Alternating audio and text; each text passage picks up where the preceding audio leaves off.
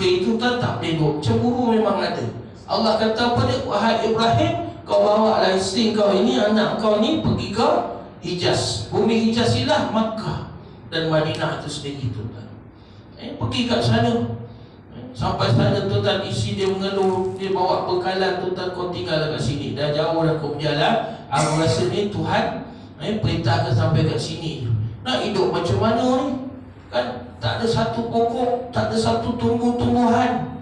Yang ada batu batan dia, padang pasir ni. Maka ketika itu doa, dia kata kau munajatlah dengan Tuhan, mintalah Tuhan. Ketika itu dia usaha. Kan anak dia dah kehausan dengan Nabi Ismail, kan Tuhan, usahalah. Dia berlari Tuhan, naik atas bukit Safa. Nampak Tuhan macam Fata Morgana, seolah-olah macam ada apa dia? Air, kan Tuhan. Pergi sana tengok tak ada. Sampai Bukit Marwah 7 kali pusing balik. Takdir Allah Ta'ala, mukjizat pada Nabi Allah Ismail itu terpancarnya Tuhan mata air, nama air Zam-Zam. Nabi Allah Ismail ni tuan ni rupanya hebat. Dia di antara tuan-tuan Nabi yang boleh membaca. Nabi pertama yang boleh membaca. Dialah tuan Nabi yang menjinakkan binatang yang dulu liar maka menjadi jinak, iaitu kuda tuan. Kisah ni kita kena tahu cerita dia. Kuda dulu liar dipanggil apa dia? Al-hayawanul muftarisah. Tuan, tapi kenapa dia boleh jadi al-alifah, dia boleh jadi jinak? Tuan, kerana asbab Nabi Allah Ismail begitu tidak bermusafir, kan. Jadi Nabi Allah Ibrahim ni tak tinggalkan isi anak dia macam tu. Setiap bulan tuan dia pergi ziarah. Sampai ketika Allah perintahkan anak dia masa 3 itu tuan dah besar sedikit, kan. Masa 3 itu Allah kata kau binalah Baitullah. Tuan, dia panjatlah tuan ni bukit Jabal Qubais.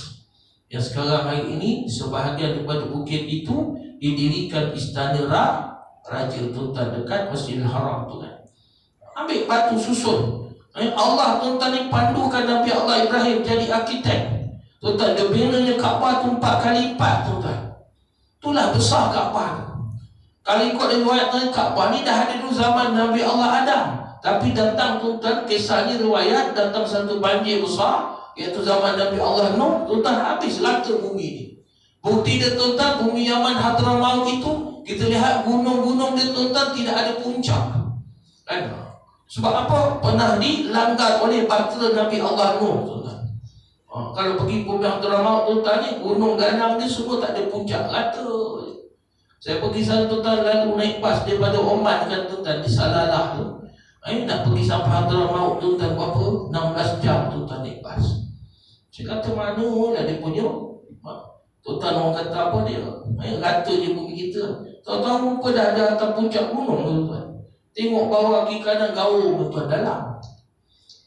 Lepas tu dia rata. Kita ingatkan tuan dah tanah rata, rupa tuan ada atas gunung jalan-jalan dia. Okey. Jadi bagaimana ketika itu tuan dia binanya Kaabah Baitullah, kan. Setelah dibina, Nabi Allah Ibrahim anak dia kata apa ni? Wahai ayah, siapa yang nak datang kat sini, kan? Tuan ni asbab tu naik atas bukit tu Jabal Qubais, dia berdoa. Maka tuan lalu lalanglah satu kabilah ni tuan. Kabilah pertama yang lalu tu kabilah Jurhum. Tuan, kabilah Jurhum. Dia datang tuan daripada apa ni? Daripada utara. Apa ni? Kita berasa daripada Syria lah, senang tuan berjalan. Tuan, orang musafir dia tengok. Tiga tu nampaklah satu kelompok burung, kan tuan ni. Berkicauan tengok. Kalau burung kat situ bawah tu memanglah jadi sumber air dia. Pergi tengok, kan, akhirnya semua dia jumpa situ pemiliknya ialah Siti Hajar. Dan Nabi Allah Ismail. Maka Siti Hajar kata kamu gunalah, kan, jangan kamu apa dia, kotorkan dia, kamu cemar dan sebagainya, kamu nak minum, kamu nak buat masak sebagainya, kamu pakailah. Akhir tuan orang pun datang. Tak terfikir tuan, akhir sampai hari ini bumi itu tuan menjadi ramainya manusia, subur, maju, kan tuan.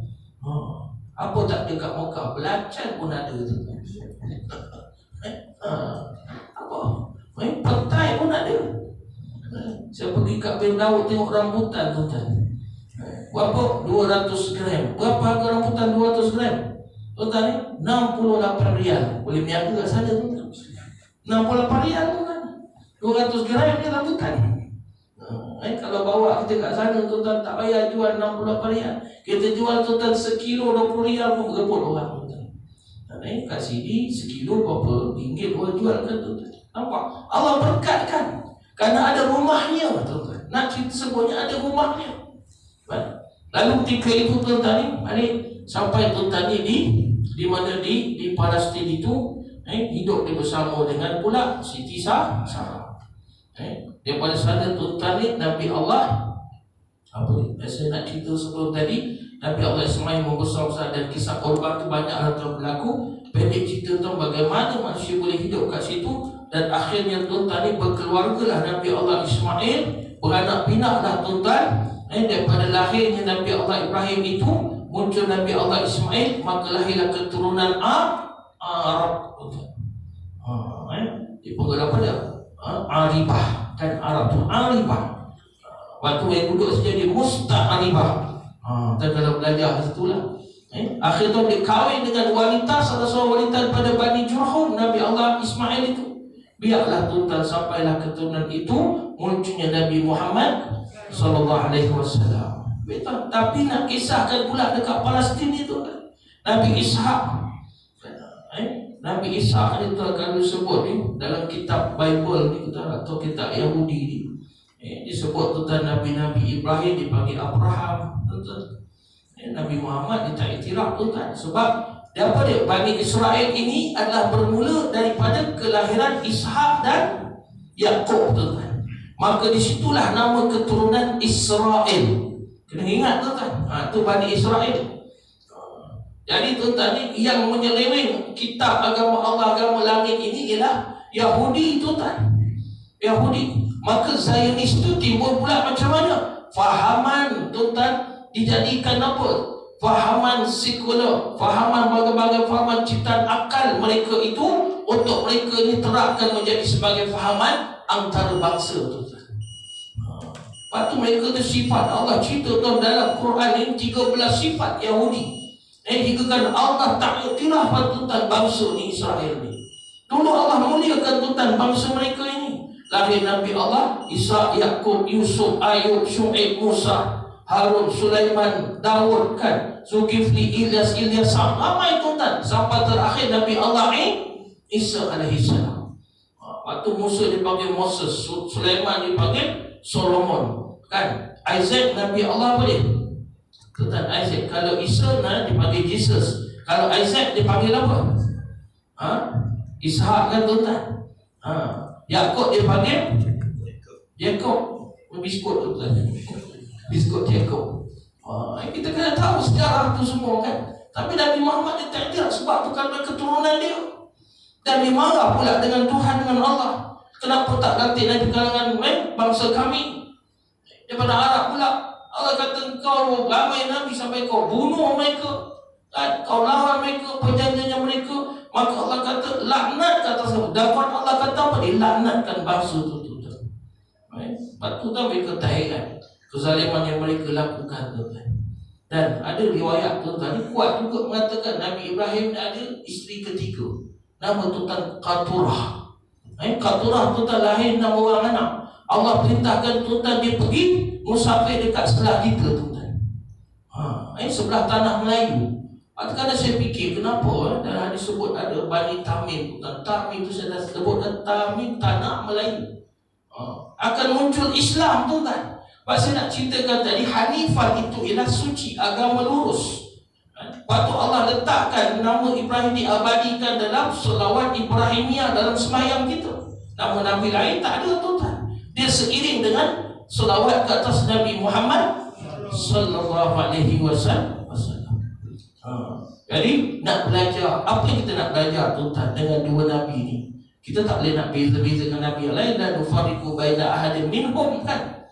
Allah dah sebut dalam Al-Quran tu yang kita membezakan nabi. Tapi tuan nak ceritanya dua nabi ni, Ibrahim dan Nabi Muhammad sallallahu alaihi wasallam. Kita nak belajar tingkah laku dia tuan. Percakapan dia. Susu kalau kehidupan kedua-dua Nabi ini tuan-tuan. Kedua Nabi ni Allah angkat darjat menjadi Rasul Ulul Azmi. Tak ramai tuan-tuan, 5 orang yang dapat. Nabi Allah Nuh, Nabi Allah Ibrahim, Nabi Allah Musa, Nabi Allah Isa, dan Nabi Allah Muhammad sallallahu alaihi wasallam. Nabi Allah Ibrahim daripada lahir dia tuan-tuan. Waktu ketika itu ada raja yang zalim, maka dia dapat tahu akan lahir nanti bayi lelaki yang akan menentang aku. Maka ketika itu dia kata apa dia? Yang diperintah ketika itu di Iraq kan, kerajaan Mesopotamia ketika itu, tamadun Mesopotamia, kerajaan Babylon, dia kata kalau lahir bayi lelaki ni bunuh. Pasangan lelaki dengan perempuan ni jangan duduk bersama, pisah selama setahun. Dia tak bagi, nanti tuan-tuan apa, menggalakkan lagi kelahiran. Kan? Tapi Allah punya kuasa, kau nak rancang, kuasa Allah Ta'ala tu hebat. Akhirnya lahirlah Nabi Allah Ibrahim. Dalam Quran kita tahu bahawa bapa dia tuan-tuan adalah menjadi penjual berhala Azar kan. Tapi riwayat yang kuat mengatakan tuan-tuan ni bukan Azar tu bapa saudara dia. Bapa dia tuan-tuan ada, saya dah lupa tuan riwayat nama panjang tuan-tuan. Akhirnya tuan-tuan bila ketika itu bapa dia meninggal dunia, dia telah dipeluk oleh bapa saudara dia. Waktu itu mak ayah dia nak selamatkan Nabi Ibrahim, Allah tuan-tuan nak jaga ni. Allah kan nak jaga. Disembunyikan dalam gua baru lahir. Tinggi tuan-tuan tak nak bagi yang Ibrahim ini menangis, takut orang dengar. Tuan-tuan disumbatkan dengan batu dekat mulut Nabi Allah Ibrahim. Waktu tinggalkanlah, serah pada Allah Ta'ala kan tuan-tuan. Ingat tuan-tuan anak dia mati, waktu tuan dia jenguk, bila rasa aman jenguk, tengok bila masa pula batu tukar jadi susu pula tuan-tuan. Nabi Allah Ibrahim sedang Allah tersediakan. Kalau kita buka dalam surah Al-Ma'idah tuan-tuan, ini kita nak yakin tuan-tuan, agama Islam yang suci, yang lurus ini.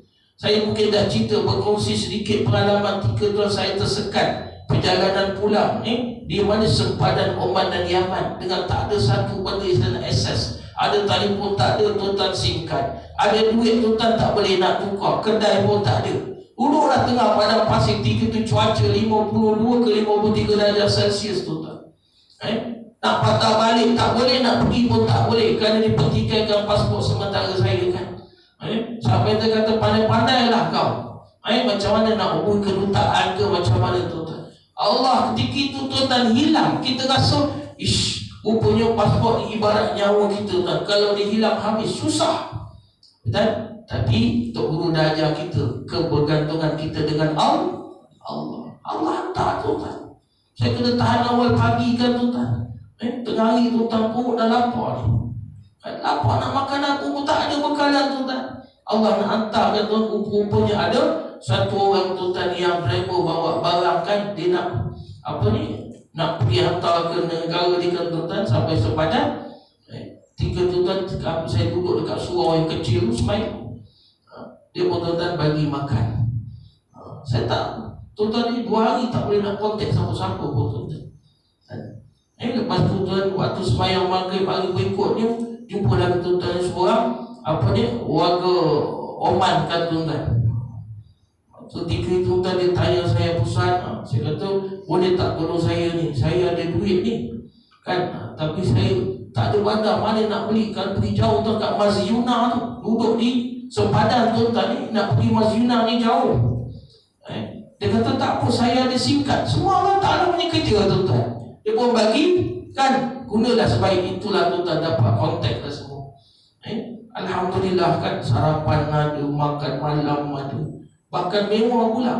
Bila masuk lah saya order KFC ke semua tuan-tuan. KFC lah, tapi bukan KFC sebenarnya kan, ayam Arab lah tuan-tuan ni. Jadi sampai tak, Alhamdulillah. Saya pun fikir inilah kebergantungan hidup kita dengan Allah. Kita yakin tuan-tuan, hanifan musliman. Allah ajar tuan-tuan untuk kita melihat sejarah Nabi Ibrahim kan, di hidup Allah Ta'ala tuan-tuan jaga ni, Allah pelihara ni.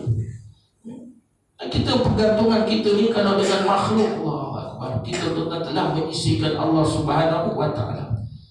Jadi tuan-tuan membesar Nabi Allah selepas 15 bulan, mak ayah dua bani bawa keluar kan tuan-tuan, hidup dan membesar. Sampai tuan-tuan kisah dia menentang Raja Namrud kan tuan-tuan. Bapa dia tuan-tuan ketika itu apa dia jual bahala potong menung tengok. Nabi Ibrahim pernah dia jadi penjual bahala, tapi dia tidak pernah mengakui dan tuan-tuan apa mengiktikadkan bahala itu sebagai Tuhan. Sebab waktu dia duduk dia cari Tuhan kan tuan-tuan. Malam dalam Quran Allah sebut dalam surah apa? Al-An'am tu kan ayat 78 79. Tengok malam tuan-tuan keluar. Kenapa orang duduk sembah bulan waktu malam tuan-tuan? Orang ibaratkan sebagai dewa. Sebagai dewa bulan itu tuan-tuan menyinari waktu malam yang gelap. Tapi siang hari tuan-tuan dia hilang muncul pula matahari. Jadi kata ni bukan Tuhan, mesti ada orang yang hebat ciptanya. Akhir tuan-tuan ilhamnya dia dapat tuan-tuan Hanifah. Jadi Ibrahim ini tak pernah pun tuan-tuan terjebak dengan kemusyrikan, kesyirikan dan sebagainya. Sebab Allah pelihara. Jadi Hanifah ini lurus. Tuan-tuan sungguh. Jadi kalau kita belajar sejarah Nabi Ibrahim sampai jadi bakar hidup-hidup, kan Allah Ta'ala jaga pelihara mukjizat dia. Bunayana rukuni badan wassalamu ala Ibrahim kan. Kemudian tu Nabi Muhammad lagi banyak tuan sejarah hidup dia. Nabi tuan letakkan pada dirinya tuan apa ni? Amalan, kan kelakuan, akhlak itu. Sama kita nak balik kepada tadi tuan ni, dalam keadaan kita ni hidup, walaupun kita bersedia gurau tuan dengan adik keluarga, rakan-rakan, sahabat, jangan sampai kita tuan ni terlajak. Orang kata apa tuan terlajak, sampai boleh undur. Terlajak kata apa? Buruk padahnya kan tuan. Walaupun kadang kita gurau, tak boleh tuan ni masuk je, kan? Seorang ni dia kerja kat pejabat, tengok tuan kawan tu jadi apa, ibu tunggal dah lama, yang dia muda pula kan tuan masuk. Dia pun kata si gersang tuan cakap ni. Walaupun gurau kan tuan, tapi boleh menyakitkan hati kan. Nabi tak ajar macam tu. Ini tuan ni. Sebab tu dalam Islam etika untuk kita ni tuan bergurau kan. Ada tuan, dia kata apa? Jangan melampaui batas sehingga meninggalkan tanggungjawab dan kewajipan kita. A'til kalam min mazhin biqadari ma yu'ti ta'am min al-milhi. Berikanlah percakapanmu, bicaramu itu dengan sedikit gurauan. Tuan, dia orang rasa terhibur sikit kan. Sekadar dia berikan pada makanan, apa dia? Kita masuk garam yang cukup. Tuan ni, kalau makan tak masuk garam, tak ada perisa, apa rasa? Tawar tuan. Tapi tuan, kalau makan itu terlebih garam pula, apa jadi pula? Terlebih masin kan tuan. Maknanya nak beritahu, ini hadis Nabi. Nabi sebutkan tuan. Jangan sampai melampau-lampau lebih-lebih, jadi orang meluat, nyampah pula. Kan? Dia bergurau pun ada. Kita jadi seronok tuan kan? Tidak menjadikan maruah seorang itu sebagai gurau sedut. Jangan tuan babitkan, aibkan orang dan sebagainya. Allah sebut Al-Quran, ya ayyuhalladzina amanu la yaskhar qaum min qaumin asa yakunu khairan minhum wala nisaa min nisa'in asa yakun khairan minhunna wala talbisu anfusakum wala tanabalu bil alqab bi'sal ismul fusuqa ba'da al-iman wa man lam yatub fa ulaika humuz zalimun. Wahai orang beriman, janganlah sesuatu puak atau dari kaum lelaki mencemooh, merendah-rendahkan puak lelaki yang lain, kan harus puak cemooh itu lebih baik pada mereka kan? Jangan pula suatu puak di kaum wanita mencemooh pula merendahkan kaum wanita yang lain, kerana harus puak yang dicemooh itu lebih baik pada mereka, kata Allah Ta'ala. Jangan setengah kamu menyatakan keaiban setengah yang lain. Jangan pula kamu panggil memanggil, gelar menggelar. Kalau tuan dia setuju, tak apalah. Panggil tuan, saya ada seorang kawan tu, rambut dia penuh tuan, tapi orang panggil dia botak. Botak. Tak kisah apa. Dia setuju dan dia suka. Kita baru dengar pun kita ketawa. Botak tuan. Tapi tuan, saya pergi sekolah, saya tak ada rambut tuan. Kan budak-budak nak gurau dengan cikgu. Dia lalu kita kata, Ustaz silau lempang dia tuan. Kau masak kau anak murid baru tingkatan 1 kau buat cikgu macam ni kan. Kadang tu kan ada batas dia ada batas. Kita pun kena tahu kan latar belakang orang dan sebagainya kan. Jadi inilah dia telah disusunkan oleh Allah Ta'ala. Apa lagi? Kalau kita bergurau jangan menipu. Ini pantang tu kan. Dalam apa ni hadis Nabi kata, wailul lilladzi yuhadditsu bil hadisi liyudhahhika bil qaum fayakzib. Wailul lahu, celakalah bagi orang bercakap satu percakapan agar orang ramai tertawa, tapi rupanya bohong. Buka mulut bohong. Macam mana dengar ayat tu kan? Belum cakap pun bohong tu kan? Celakalah baginya. Ini Nabi kata, wailul lahu, celakalah baginya. Tuan, bila sebut celaka tuan, tak ada rahmat, tak ada berkat daripada Allah Subhanahu wa ta'ala kan. Wal itu ialah sama ada kecelakaan yang besar ataupun tuan mungkin melakukan kecelakaan yang lebih mendalam. Liyudika, yang daripada itu diterbit perkataan idhar, membuatkan tuan orang sindir, orang tertawa, orang tuan jadi sebagai benda lawak dan nampak dah kan macam-macam dan tuan apa lagi tak boleh tuan dalam kitab ni kata mempermainkan syiar agama. Jangan mainkan tuan syiar agama. Wadzalladzina takhadul la'iba wa lahu wa min hayatid dunya, dipermain-mainkan tuan agama itu dalam bentuk hiburan. Walaupun dalam bab hukum hakam, saya pernah tegur seorang kawan saya kat sekolah kan. Tapi saya tahu lah dia sebab dia jahil, dia tak tahu. Tapi saya cakap, jangan, tu bab hukum tu salah. Oh ya ke ustaz? Oh ingat boleh gurau. Tak boleh tuan. Bab dasar tuan, iman, akidah kan tuan, hukum hakam, jangan bergurau kan. Tak apalah dia kata, memainkan tuan. Kata apa dia, contoh kes apa?